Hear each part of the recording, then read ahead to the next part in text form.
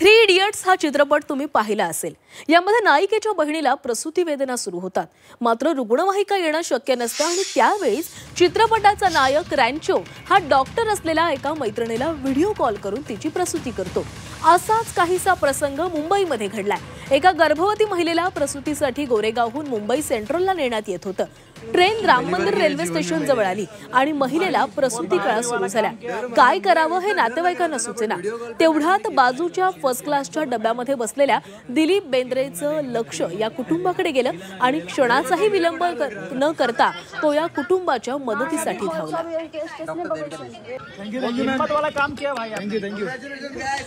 ची आई सगळ्यात मोठी हिरो आहे।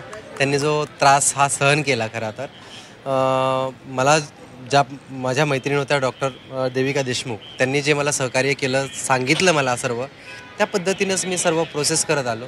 त्यांच्याशिवाय मी हे करूही शकलो नसतो किंवा धाडस नसतं झालं त्या गोष्टीचं। त्यांचं एक सांगणं होतं, त्यांचा एक व्हिडिओ कॉल चालू होता कंटिन्युअसली, सो त्याच्यामुळे मी हे करू शकलो।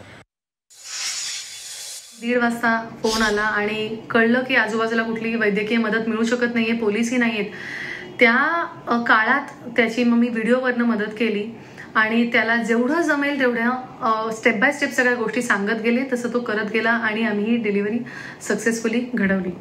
मला असं वाटतं वैद्यकीय शास्त्र शिकल्यामुळे आणि ते गेले 15 वर्ष मी प्रॅक्टिस करत असल्यामुळे त्याची मला मदत तर मिळालीच, पण एक अतिशय चांगला इच्छुक नागरिक जो समोरच्या स्त्रीच्या वेदना समजतोय हा पुढे आल्यामुळे आम्ही बाळाला आणि आईला वाचवू शकलो।